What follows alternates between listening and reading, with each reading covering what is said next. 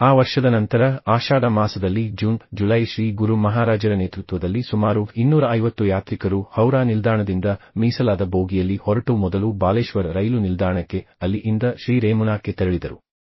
ರೇಮುನಾದಲ್ಲಿ ಅವರು ಶ್ರೀ ಕ್ಷೀರಚೋರ ಗೋಪಿನಾಥಜಿಯವರ ದರ್ಶನ ಪಡೆದರು. ಶ್ರೀಲ ಗುರು ಮಹಾರಾಜರು ಶ್ರೀ ಮಾಧವೇಂದ್ರ ಪುರಿ ಮತ್ತು ಕ್ಷೀರಚೋರ ಗೋಪಿನಾಥರ ಲೀಲೆಯನ್ನು ಶ್ರೀ ಚೈತನ್ಯ ಚರಿತಾಮೃತದಲ್ಲಿ ವಿವರಿಸಿದಂತೆ ವಿವರಿಸಿದರು. ಶ್ರೀ ಮಾಧವೇಂದ್ರ ಪುರಿ ಭಕ್ತಿ ರಸದ ಕಲ್ಪವೃಕ್ಷದ ಮೊದಲ ಮೊಳಕೆ. ಶ್ರೀನಾಥಜಿಯ ಸೇವೆಯಿಂದ ಸಂತುಷ್ಟರಾದ ಅವರು ಆನ್ಯೂರ ಗ್ರಾಮದ ಸಮೀಪದ ಶ್ರೀ ಗೋವರ್ಧನ ಪರ್ವತದಲ್ಲಿ ಪ್ರತ್ಯಕ್ಷರಾದರು. ಶ್ರೀ ಮಾಧವೇಂದ್ರ ಪುರಿಯವರು 1 ತಿಂಗಳು ಅಭಿಷೇಕ ಮತ್ತು ಅನ್ನಕೂಟೋತ್ಸವದಿಂದ ಶ್ರೀನಾಥಜಿಯನ್ನು ಆರಾಧಿಸಿದರು.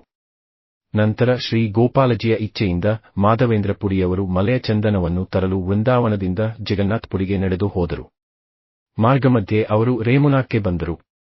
ಅಲ್ಲಿ ಭೋಗವನ್ನು ಅರ್ಪಿಸಿದ ನಂತರ ಪರದೆ ತೆರೆಯಲ್ಪಟ್ಟಿತು ಮತ್ತು ಅವರು ಶ್ರೀ ಗೋಪಿನಾಥಜಿಯ ಅದ್ಭುತ ಮೂರ್ತಿಯನ್ನು ಕಂಡರು.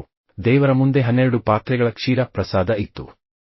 ಅದರ ಸುಗಂಧದಿಂದ ಮಾಧವೇಂದ್ರ ಪುರಿಯವರ ಮನಸ್ಸು ಆಕರ್ಷಿತವಾಯಿತು.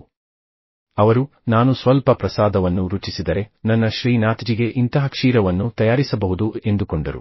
ರಾತ್ರಿ ವೇಳೆ ಶ್ರೀ ಗೋಪಿನಾಥಜಿಯ ಪೂಜಾರಿ ಕನಸಿನಲ್ಲಿ ದೇವರ ಆದೇಶವನ್ನು ಪಡೆದು 1 ಪಾತ್ರೆ ಕ್ಷೀರವನ್ನು ಮಾಧವೇಂದ್ರ ಪುರಿಗೆ ನೀಡಿದರು. ಇದನ್ನು ಕೇಳಿ ಪುರಿಜಿ ಆನಂದಭರಿತ ಪ್ರೇಮದಲ್ಲಿ ಮುಳುಗಿದರು.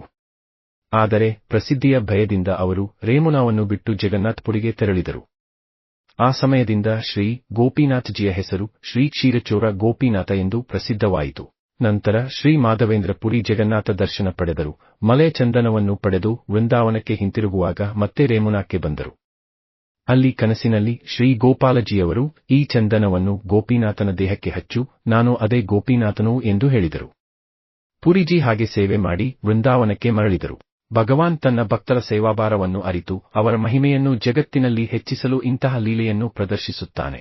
ಯಾತ್ರಿಕರು ಈ ಲೀಲೆಯಿಂದ ಆಕರ್ಷಿತರಾದರು. ಕಥೆಯನ್ನು ಕೇಳಿದ ನಂತರ ಅವರು ಸಮೀಪದಲ್ಲಿರುವ ಶ್ರೀ ರಸಿಕಾನಂದಜಿಯವರ ಸಮಾಧಿಯ ದರ್ಶನ ಪಡೆದರು.